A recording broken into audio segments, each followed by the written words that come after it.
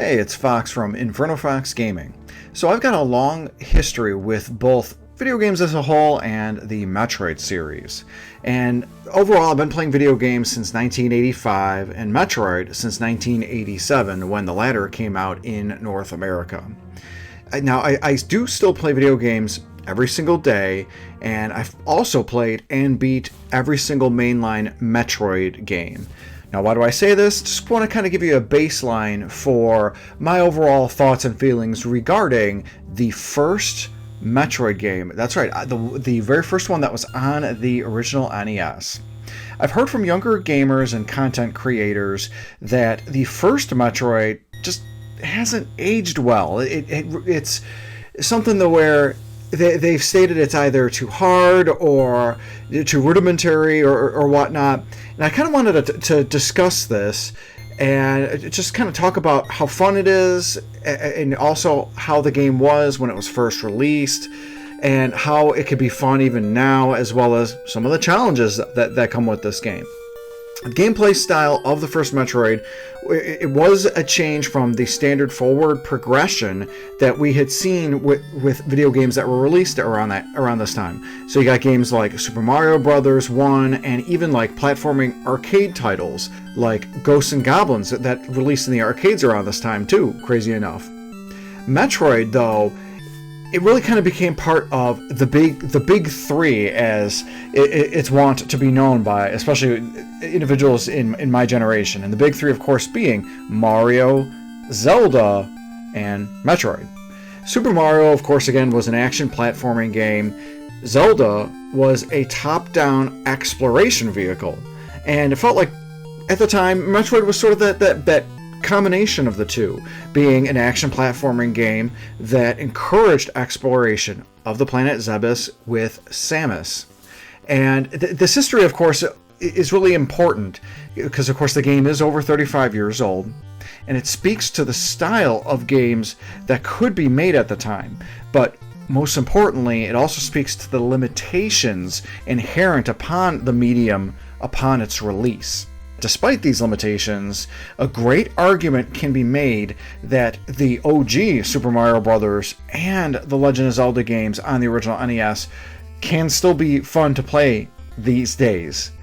And yet, these limitations could speak to issues that plagued and made games like Hide-Lide or Deadly Towers a slog to play. But going back to the original question, is Metroid fun to play? Yes. Yes, it is. This is my immediate answer, of course. And this is, of course, predicated by the fact that I've been playing this game on and off for the last 35 years and playing it from coming back to it from time to time. But with that said, is it fun because of my own personal nostalgia and memories? There is something comforting to going through a set path of completion to beat a game, especially since, as I just mentioned, I've done it personally dozens of times. The game, once its intricacies have been learned, allows for this replayability to not only increase skill, but also find paths of least resistance and the quickest line of exit. This, of course, is something inherent to the Metroid series as a whole, and was one of the many games that led to the development of the speedrunning community. Now, one important thing, though, is I feel the need to try and look back at Metroid as objectively as possible. Again, based on a lot of the feedback I've heard from individuals trying Metroid for the first time, both young and old, many of them have been respectful to its lineage, but have been quick to point out its flaws. Before I go through these flaws again, let me just remind you, the viewer, this game is 35 years old, and with this age comes a number of issues that I feel are only issues in retrospect. Again, that's my own thought process. The first issue many newbies to this entry have cited is how hard and how difficult the original Metroid is. So a couple examples of this would be is if the player dies, thankfully, I will say there's no running out of lives like Super Mario Brothers, no continues to worry about or running out of those and having to start way back at the beginning without all your abilities. But Instead, when and if the player dies, they respawn back to the beginning of the area that they were in, and they are left with only 30 health. So the maximum health that Samus can have is 99, and then as she collects energy tanks, it can expand up to 6 additional energy tanks. So if you've got essentially 699 health and you die, goes all the way back down to 30, and you have to kill enemies just to find energy capsules to go ahead and regenerate all of that health again. Future entries, of course, correct this by offering energy stations, like energy charging stations, in some fashion or another. Another issue with kind of the difficulty in gameplay is when Samus gets hit by an enemy, she's kind of knocked back enough, and she does have invincibility frames, but it kicks her back enough to where the invincibility frames sort of are negated by that distance she's knocked back. So you can't just like brute force your way past areas, or if you can, maybe you got to hope that you can hit an enemy at an oblong angle and bounce the other way. One of the things with this particular game is the freedom of exploration, as I mentioned before, and sort of that feeling of isolation, which is a cornerstone of the Metroid series, and really some of the most classic entries. And this is really the original NES one is really where this feeling started from. But this is also a double-edged sword. When the player starts, it's not clear in the slightest what to do or where to go. Unless, of course, you've got an online guide or a classic Nintendo Power. If you don't have those kind of tools, be prepared to literally get lost in the world of Planet Zebes. Now, heck, even the instruction booklet itself provides help on like what to do and instructions on how to like destroy Metroids, for example. If you didn't have the instruction booklet, you wouldn't even know how to defeat those when you're near the end of the game. So imagine going into the original Metroid without any of these tools, and I could definitely see how it would be a sort of tough road to be able to proceed forward on. Another issue with this exploration aspect, again, is how easy it is to get lost. And I remember playing this with my older brother as kids, and of course getting lost. One of my issues in retrospect that I realized with the original Metroid is how samey a lot of the environments looked. I really think it was an aspect of the time, because many of the vertical columns, for example, feature the same set of blocks to climb up, which allow for repeatability in the development. Of course, that helps to save space within the game, but that sort of repeatability kind of makes things dull, and in a way, it's kind of like a mirage. You're moving up and you're moving forward, and you sort of lose that aspect of distance because of that. There are differences in areas within the three greater ones, Brinstar, Norfair, and Turian. But, for example, when in a specific area of Brinstar depths, where Kraid lurks, it's really, again, easy to become lost because of that whole depths aspect. And the many different vertical columns and sort of the labyrinthian world there.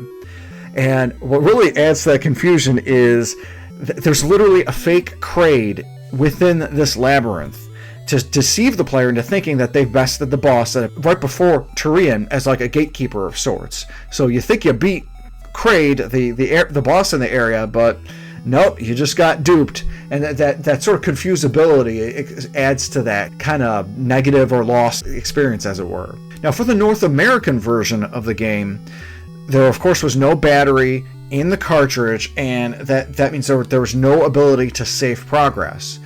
But one of the cool things with this version of Metroid is that there was a password system. One of the things with these long passwords, especially with like Metroid and other games like River City Ransom, is they were like really long and really kind of tough to enter, and if you wrote the password down wrong, you pretty much lost all your progress. You had to start again or try and re-enter your password a million times hoping that you would get it. It's kind of, the equivalent I think of this today is like getting a Wi-Fi password to a friend's house or at a bar or something like that. And I always think of Metroid because I'm like, oh, I didn't get the password, so I wasn't able to start my game, as it were. One of the nice things, of course, is the original Metroid was the only time that the series had used the password system. Every future entry had foregone it, opting for saving the game on the cartridge or in memory hard drive space or what have you. And again, funny enough, the original Famicom version that released in Japan in 1986 did have save capability, but again, that was because the Famicom had literal discs that progress could be saved on. Now, a lot of these issues and everything I just mentioned, that I will have to say, all of them, I feel, were corrected in the 2004 remake Metroid Zero Mission, released on the Game Boy Advance in 2004. Overall, Zero Mission feels like it is the more streamlined experience, and really it plays and kind of feels like Super Metroid with that sort of structured experience that you got in Metroid Fusion, the latter being clearly aligned objectives to remove that feeling of getting lost. But to that end, you kind of lose that feeling of isolation that had been the cornerstone for some of these early Metroid games when you're kind of within that objective-led system. One of the things I noticed too with Metroid Zero Mission is the difficulty got kind of toned down a bit. It wasn't as hard. One of the nice things with this was that there were multiple difficulty options, with the hard mode unlockable once you complete the game. Samus, I also feel, controls and feels a lot better. She feels a little bit, even a little less slippery than she did in Super Metroid, and that kind of slippery feeling that she kind of feels from the NES Metroid version is completely gone. She controls great, moves great, and just is a great overall feeling. Also, another thing, of course, with the Metroid Zero Mission, save points. So of course, you don't have to worry about long passwords to enter. There were a number of deviations and additions that were made with Zero Mission. One of the nice things that I liked is the samey looking environments gone completely. Level design is a lot more organic. It feels like its own sort of world, and it's not that sort of like mechanical repeatability that the original NES one had. There are new mini bosses that were added, along with abilities that hadn't appeared until like the second or third Metroid entries. And the wrecked ship from Super Metroid appears as a fully functional space pirate mothership, and also as an additional part of the game after the actual game is over. Now, me personally, I hated that part of it. I hated the hiding, infiltration. I don't like stealth. I'm not a stealth guy. Sorry, Metal Gear Solid fans, Metal Gear fans, don't like stealth. Never did, probably never will. But I loved the activation of the dormant abilities gained earlier in the game when Samus got her ship back, and her coming back with the power suit literally as a powerhouse and destroying these space pirates that plagued Samus in her Zero Suit form, and you got Samus one-shotting those little jerks. Ultimately now, if I were to introduce someone to Metroid, and I had a choice between giving them the OG NES one or Metroid Zero Mission, I would tell them to play Zero Mission. Easily. Metroid is a series that I want more people to play, and I want more people to become fans of. This means making sure I give them the best experience possible, which between the OG NES one and Metroid Zero Mission, it's Zero Mission. But I and we cannot take away how important the first Metroid game is. It pioneered exploration and action gameplay for its time. It literally was one of the first Metroidvania games ever released. It led the way for others in this genre to release. I mean, you got stuff like Rygar and other games that released on the NES. Metroid technically came first because it released before Rygar in Japan. And ultimately, most importantly of all, without the NES Metroid, you cannot have had the best video game in the Metroidvania genre and the Metroid series, Super Metroid. Now, it's important to temper your expectations if you do decide to try the original NES Metroid. As I mentioned, there's a lot of history there, and the game is absolutely worth playing. And it is playable on the Nintendo Switch NSO service. It's also important to temper your expectations of others if you have played the OG NES Metroid game. Others have criticisms of the game, or maybe just haven't simply played it before. Everybody is allowed their own opinions, and that's okay, that's cool. It doesn't take away from your good memories or my good memories of the OG NES one, because I've got a ton of them. I grew up with this game, but I'm also realistic and cognizant of other individuals' experiences with this particular entry. But most importantly, let me know your experience with this first Metroid title in the comments section below. I'd love to start a dialogue with you guys to see your thoughts regarding this game, maybe even just your overall history with the Metroid series. Either way, again, Metroid, it is available on the Nintendo Switch NSO service, not just the original Metroid, but you also have Metroid Fusion on the Game Boy Advance. You also have Super Metroid on the Super Nintendo. You have the Metroid Samus Returns on the Game Boy. Again, all of these on the NSO. Absolutely recommend that you try these. And thanks again for watching, and have a good day.